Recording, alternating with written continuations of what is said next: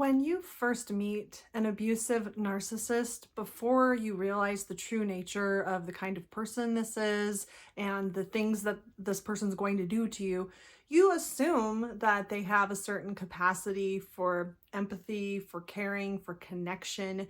You assume that they have reasonable intentions.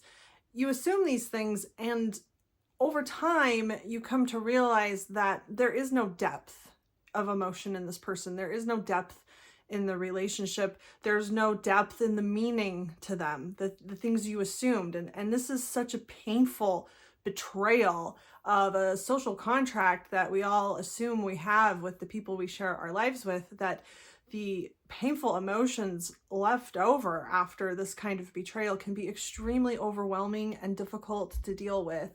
Specifically, in my experience, I think anger, grief, and shame are the most overwhelming, hard to process emotions that can really take over the quality of your life. So in today's video, I want to talk about what I think can help process these emotions, give you a little more clarity into why they may be so powerful and overwhelming, and hopefully help you to move on into a happier life. Welcome to Looking Behind the Mirror, where we explore narcissism and take our lives back as we make sense out of nonsense.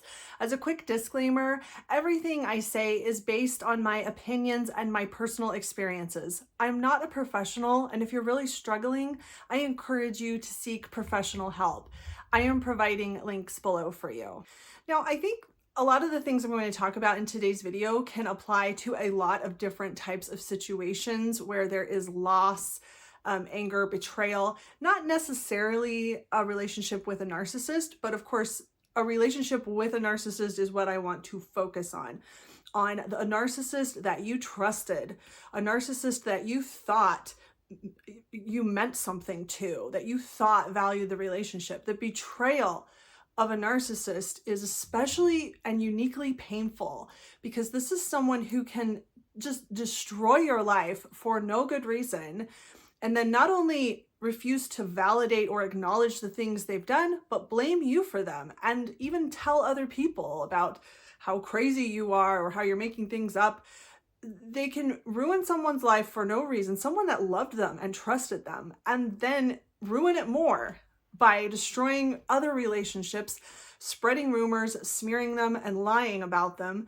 And this is from somebody that you probably had really strong emotional connections with, or you thought you did. This is uniquely very, very painful. It can really affect your ability to trust anyone again because, like I said, this is someone you trusted. This is somebody that you maybe trusted your life with, someone you really thought had your back. And to have someone that you believed cared about you betray you so deeply and refuse to even acknowledge that it's happened really changes you as a person. And so that's what I want to focus on. And like I said in the introduction of this video, specifically the feelings of anger, grief, and shame, because for me, I know these were the things that were most overwhelming for me. So I want to share some things that helped me process these feelings. And I still do process these things. This kind of betrayal, this kind of pain is something that I think is a lifelong journey to overcome and to heal from.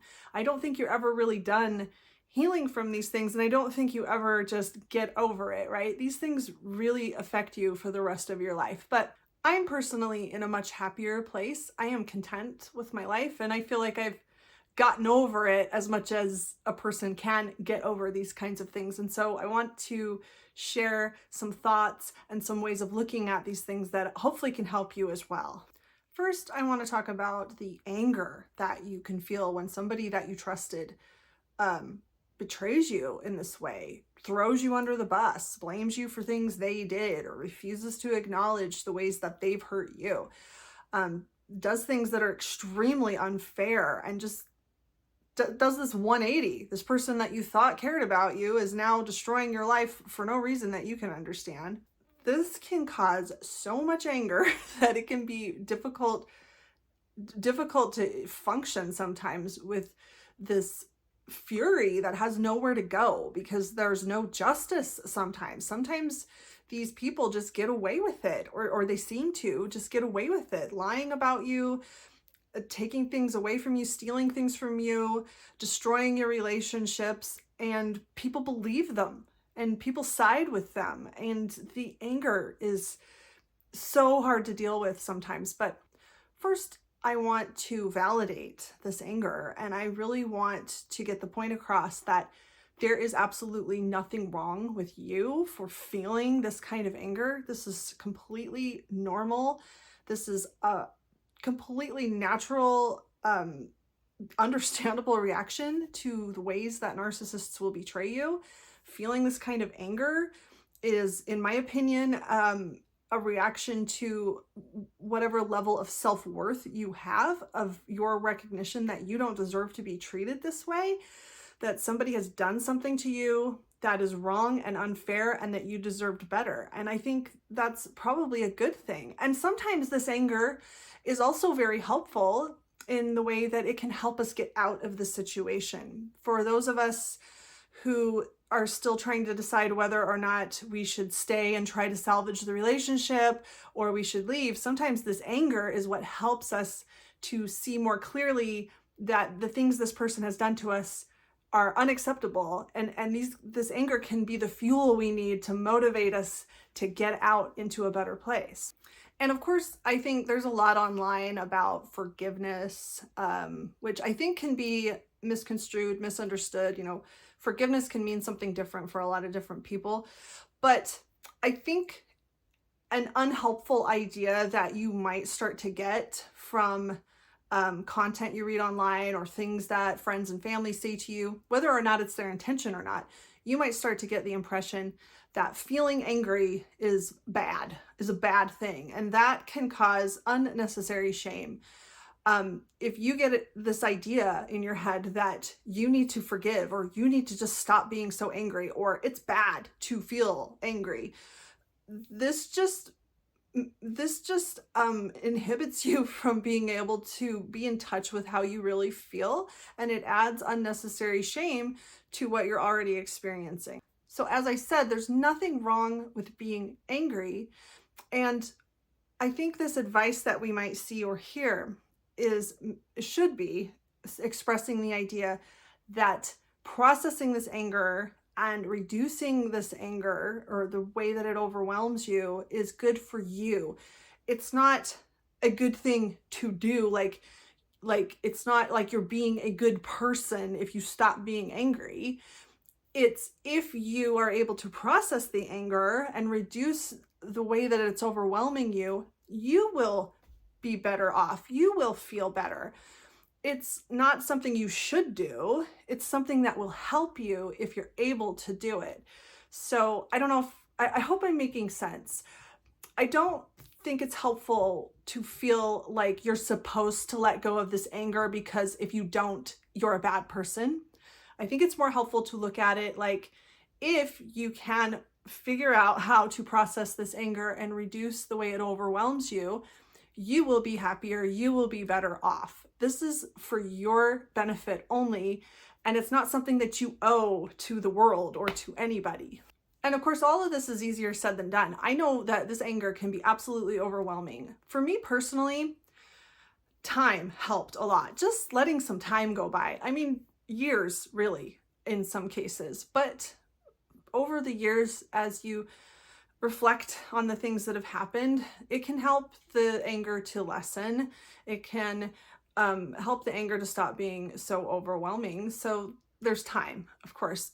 Some thoughts that helped me gain a little more control over the anger that I had towards certain people was, first, that I realized that for one particular person that I really struggled with this anger over, I expected an emotional depth and connection from this person that this person was not capable of giving me. So the expectations I had of this person going into the relationship, as reasonable as they might have been, were expectations that were never going to be fulfilled. This person was bound to betray me at some point. This was just something that was going to happen, and it wasn't anything personal to do with me. It was just that I had the misfortune of meeting someone with no emotional depth to speak of and trusting this person and thinking that they had more ability to connect with me than I thought. So I gave a little of my heart and a little of my trust to someone who never had the depth to handle that. Now, you can still be very angry over something like that, but for me, that really helped me see that it wasn't about me and that this person just was extremely immature and never had the capability to be someone that I should have ever trusted. And it wasn't my fault. It was just the way this person was.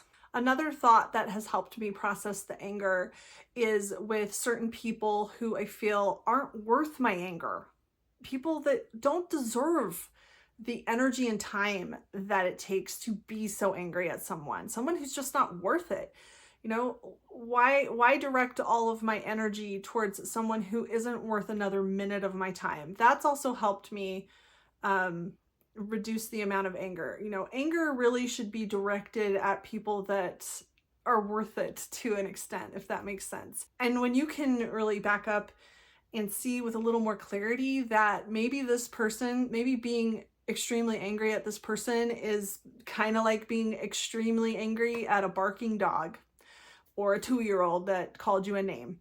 It's just not worth it. This person isn't worth another minute of your time. So that's another thought that has helped me process the anger that I've had towards some people. Now, to move on from anger to grief, I first want to say anger is part of the grief process. The 5 stages of grief are denial, anger, bargaining, depression, and then acceptance. So we've talked about anger. I want to talk about grief as a whole. I think grief can cause a little bit of shame because it's very confusing. Why do I feel such a huge loss for somebody that hurt me or never cared about me or somebody that abused me? So I think it's important to validate the reality that even if this person did horrible things to you and abused you and ruined your life and whatever awful things they did, it's still a loss. Even if it's a loss of things you only thought that you had, even if it's a loss of who you thought this person was, it's still a loss. To lose a relationship that you thought was more than it really was is extremely painful. I think in some ways it's even more painful than losing a relationship with somebody who was the person you thought they were, because you kind of have to mourn for someone that never existed. And that's really painful, really difficult to do. There's no real closure. And it's really hard to explain this to people that haven't experienced it. You know, people that haven't experienced abuse and don't understand abuse can be very confused as to why an abuse victim misses the person that abused them. Like, this person treated you terribly. Why would you miss them? Why would you feel grief and loss that they're gone? But this is a loss. Also, most abusive narcissists or abusive people had something good to offer you. You didn't get into this relationship because it was terrible. You got into it because maybe you were love bombed. Maybe you had vulnerabilities that were exploited. Maybe you had a really good time with this person. Sometimes there are probably good memories. There are probably things of value that you have to leave behind. And that's okay. It's okay to have good memories of someone who overall hurt you and damaged you. That's why you were there in the first place. And it's okay to miss those things. And it's okay to hold the good memories and the things you valued.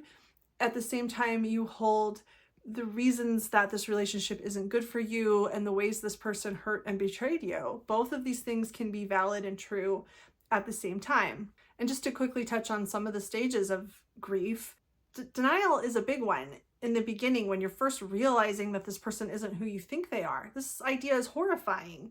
And so it's really easy when the abuser promises to change, or they have this one moment of clarity where they suddenly seem to understand how they've hurt you, or they pretend to apologize, or you have another good day, like one good day with them, and all your hope is renewed, and you go into this stage of denial where you tell yourself that everything's going to be fine and this person really is the person you thought they were, and you're not going to have to go through this process of grief and loss where you have to get to the stage of acceptance of what this really is. So this can cause a little bit of shame for people later. Like, how could I not see the signs? Why did I keep giving this person another chance? Well, this is a natural part of the grief process, is denial. It's not easy to just one day say, oh, I guess my mother is an abusive narcissist. I guess I won't talk to my mom anymore. And on that note, I sometimes get questions when I talk about narcissism, when I talk about abuse, of people saying things like, what if it's my mother? What if it's my brother? What if it's my adult child? And I feel like this is coming from possibly a lot of different places, but denial can be one of them. Like, well, this can't be. It can't really be that this person doesn't care about me, or that this person doesn't care how they've hurt me, or that this person's going to put their ego above my welfare because it's my mother or it's my sister. This can't be. What if it's this person or that person? And actually, this video is partially a response to these questions I see like that, because I mean, it's a horrifying reality to face, but getting to the acceptance stage of grief can help you see the relationship for what it truly is and process your emotions in a little more constructive way and make the best decisions you can for yourself. You can't make the best decisions you can for yourself when you're still not able to see the relationship for what it really is.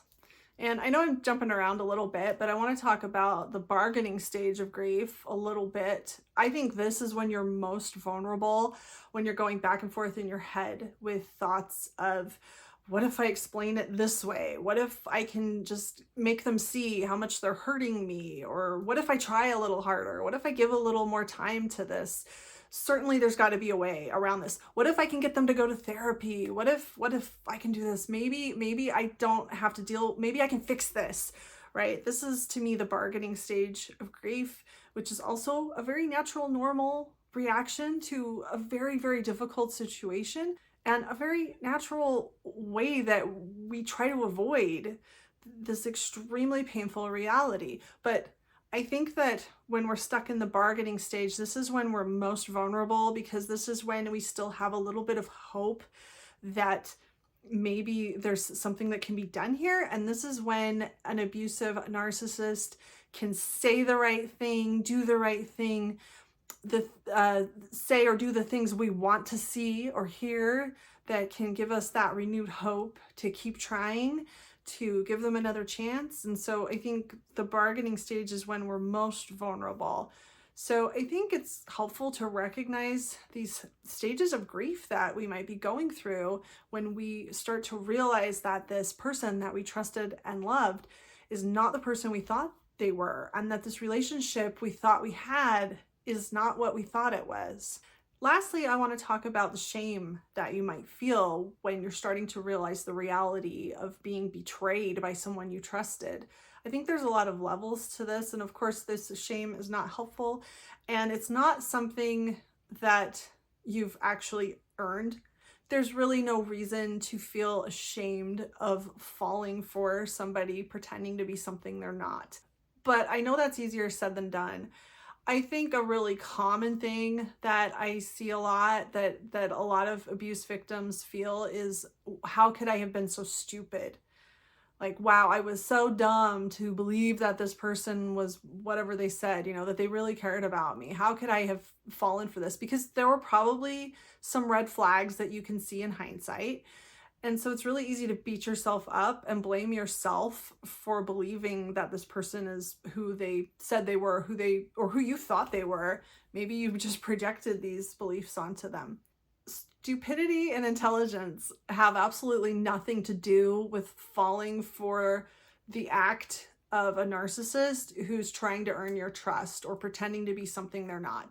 Like I said in the beginning of the video, when you first enter into relationships with these kinds of people, you assume that they have a certain depth, that they have a certain level of empathy. Why wouldn't you? How in the world could you ever know that there are people that seem normal, but really are just so shallow and empty, that are just facades of people. Really, how could you know that until you actually experienced a relationship with someone like this? This is something you really have to learn the hard way, I think, for most people, unless you're an exceptionally curious person that studies this for whatever reason. I think 99% of the time, you really have to go through this and be, quote, duped by a narcissist before you can ever really understand what a narcissist is like, and that narcissism is real. And again, speaking to the idea of being stupid, you're not stupid, you're vulnerable, and being vulnerable is not your fault. Being vulnerable is part of the human condition. We all have moments of vulnerability in our lives. We all have moments where we need something that we're not getting.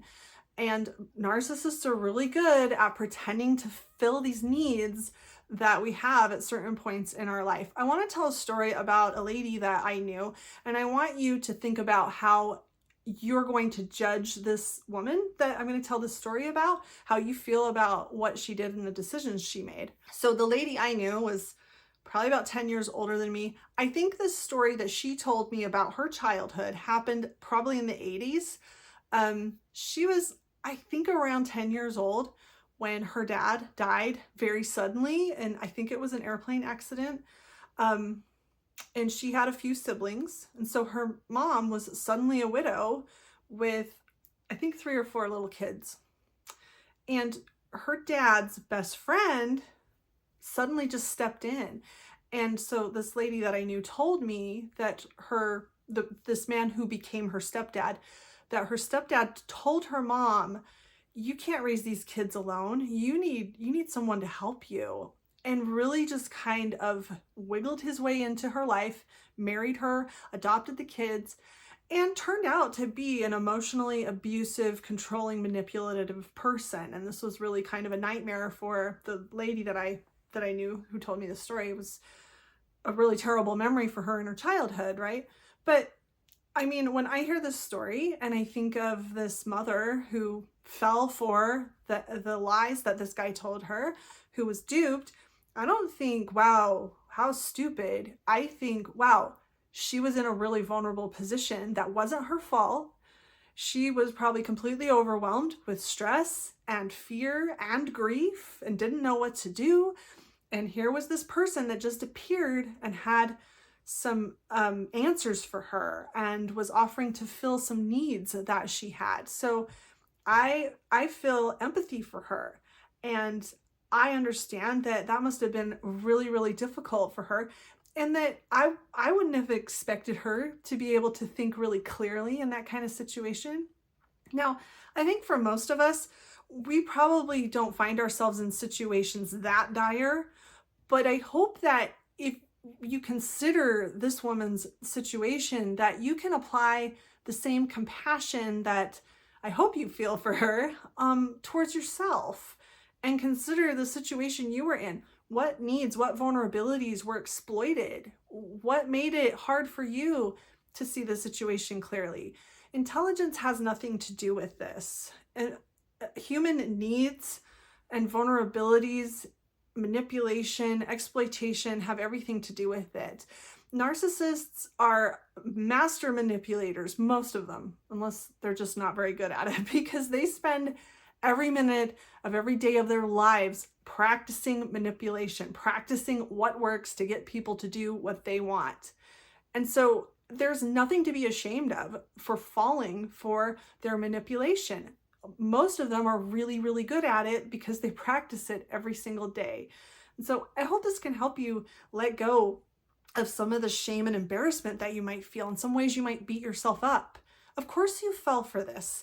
It was specifically designed to create a trap for you to fall in. It's not something that you really could expect or know about until you fell into it.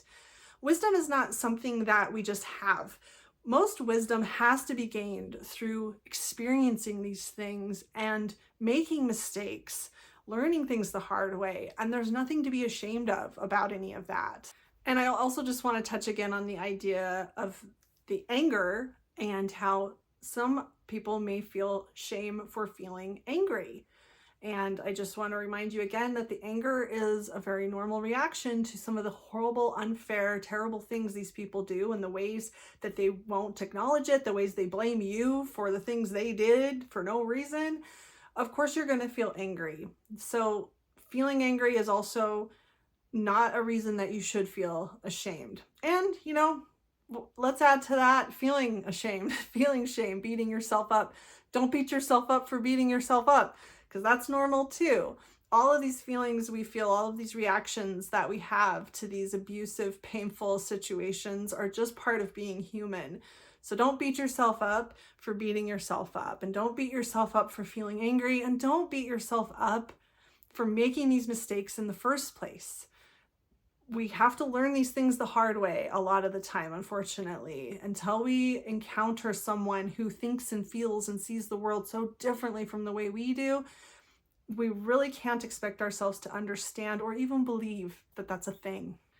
Being manipulated into blaming yourself for allowing yourself to be betrayed is just more manipulation and more betrayal that you still don't deserve. You didn't deserve the initial betrayal, and you don't deserve to beat yourself up for it now. None of this happened because of who you are.